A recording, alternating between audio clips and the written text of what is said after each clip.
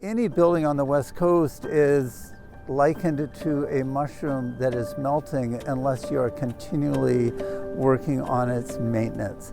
That itself proves to be a great challenge. My name is Mark Shaw. I'm Chief Engineer here at the Wickaninnish Inn. I've been here for going on 15 years now.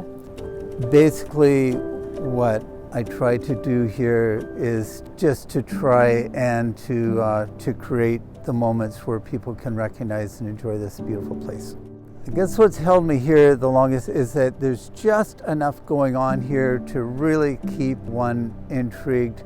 It's a unique position I hold in that I get to interact with every department within the inn, and I absolutely love it. It's just wonderful meeting people from all over the world and finding commonality to be able to work together toward a common goal is extremely gratifying. The inn has changed dramatically over the years as it's become more refined, I would have to say, given time. And you know, that's just a matter of how many years this gem has been polished and will continue to be polished.